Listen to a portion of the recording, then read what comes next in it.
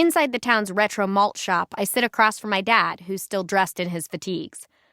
I dip a French fry in my milkshake, distracted. So, how was your first day? I shrug. The usual. I think you're really going to love it here, Kels. Now, where have I heard that before? Will you at least give it a try this time? You know, make some friends, join a club or something. Maybe you could even find a nice guy, go on a date. I pale at the mention of dating, let alone dating a guy. A bell jingles as a group steps inside the diner. My eyes widen as I spot the group of football players and their girlfriends, including Colton, his arm wrapped tight around Brooke. Hey, Dad, how did you know when you liked Mom? I mean, really liked her? My dad beams, happy that I'm actually engaging with him, even if my gaze is firmly elsewhere. Well, you know, Mom and I met in high school. I was just some scrawny guy back then. No way. Yes way, and she was popular. I knew I had to do something to get her attention, so I worked out all summer, beefed up a bit. Then in the fall, I tried out for football. I wasn't very good, but point is, I went for it, and it worked. I watch as Brooke and the rest of the girls laugh flirtatiously, enthralled by their dates. So, who's the guy? I roll my eyes, taking a bite of my milkshake fry. Nice try. The next day at school, I walk up to a bulletin board with sign-up sheets for various clubs. I notice a scrawny freshman signing his name under a flyer that reads, "Mid-season football tryouts, today." I take a deep breath, step up to the board, and write my name on the line. K. Covington. Later that day, Colton throws a football down the field, long. It soars toward the waiting arms of the scrawny freshman. He closes his eyes, bracing for impact, and fumbles the ball. Coach Wilson blows his whistle, signaling the next player to queue up. Colton smirks, ready to torture his next victim. From the stands, Zoe snaps pictures for the school paper, jotting down notes for a story in her legal pad. She shakes her head at the sorry display. I sit on the sidelines, waiting as the tryouts unfold, watching through the iron grill of my football helmet. I tap my feet nervously on the turf. The cheer squad, led by Brooke, eggs Colton on as he leans back and sends another ball flying down the field, picking up yardage as a hopeful races to make the catch. The ball soars past him, landing with a thud on the grass. The hopeful stops short, panting, out of breath.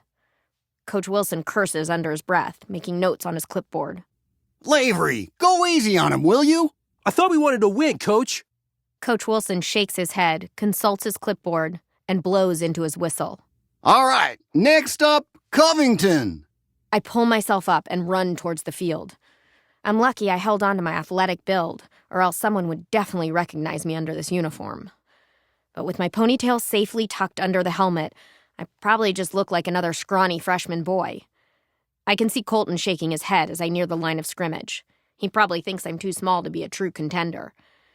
I try to clear my mind, focus. I set myself across from Colton, staring him down. Go long. He smirks. Set! Hike! I sprint down the field as Colton sends the ball spiraling through the air. I'm fast, agile, and I can easily clock the ball as it flies toward me, keeping my eyes glued to its trajectory as I pass 10 yards, 20. The ball begins to spiral towards the ground. 30 yards, 40. I dive after the ball, arms outstretched. Then I close my eyes, bracing for impact. I hit the ground and grimace, not wanting to open my eyes. I hear steps hustling over to me. I open my eyes and look down at the ball in my arms. I made the catch. I look to see Brooke leading her squad in a cheer from the sidelines as Colton extends a hand to me.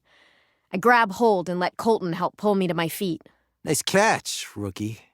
I open my mouth to thank him, but think better of it. A hand claps me on the back. I turn to find Coach Wilson grinning from ear to ear.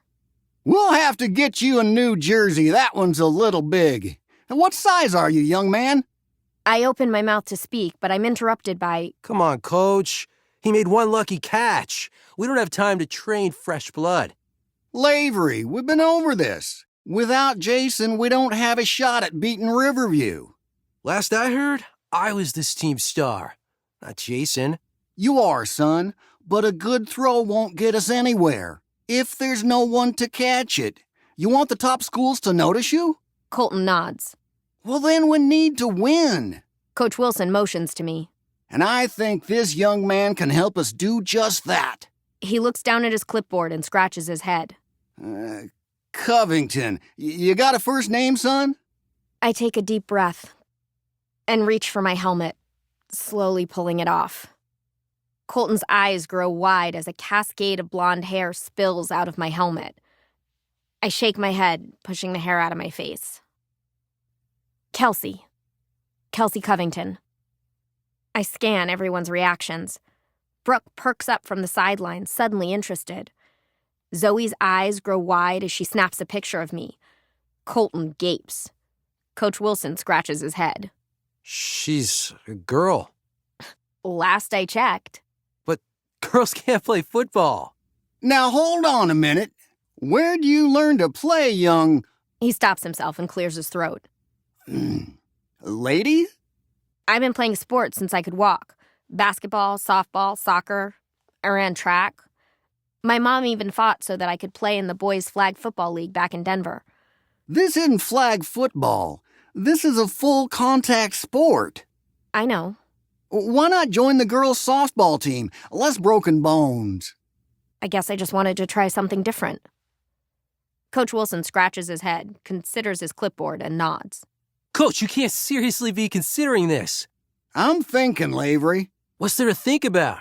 A girl can't play on the varsity football team.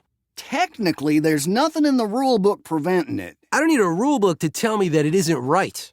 What's so wrong about it? I hadn't even noticed Brooke crossing the field toward us. Colton turns to her, too. There can be guys on the cheerleading squad. There can be, but no self-respecting guy would be caught dead cheerleading in this town. And why's that? Because cheerleading isn't a real sport? That's not what I said, babe. But it's what you meant. She turns away from Colton to face Coach Wilson. I think Kelsey should be allowed to play. I smile, locking eyes with Brooke. Thank you for your opinion, Miss Dalton, but Don't you want us to get into a good college? Together? Brooke looks away, deflecting. What's that got to do with anything? There's no way I'll get a fair shot with recruiters if there's a girl on the team. She's a distraction. Maybe if a girl can distract from your playing, you need to play better. There are a bunch of oohs and laughter from the Cougars and the cheerleaders. Brooke winks at me before heading back to the bleachers. Colton scowls. all right, listen. He looks up from his clipboard, scratches behind his ear with a pencil, then turns to me. I'm gonna give you a shot. I beam, silently cheering. Colton's eyes narrow as he grows increasingly furious. There's 2 more games till homecoming. If you can prove to me you've got what it takes before then, I'll keep you on. If not, I'll cut you. Same as anyone else. But That's my decision, Lavery. Take it or leave it. Thank you, Coach. I won't let you down. You better not. Otherwise, this town will eat us both alive. The good people of Corbin, Texas don't like to lose. Isn't that right, Colton? whatever. We've got a lot of work to do to catch Covington here up. Everyone take 5, then we'll start practice. Coach Wilson heads for the break room. Colton leans in toward me. I'm giving you one last chance to walk. I don't know if you heard, but Coach said I was clear to play. He might be coach, but I call the shots at this school. Your girlfriend seems to think differently. Colton scowls. I don't care what Brooke says. You play. You make a powerful enemy. I tap my foot nervously on the ground, doing my best to steady my nerves. I won't let you get in the way of my shot at state. I'm playing, Colton, whether you like it or not.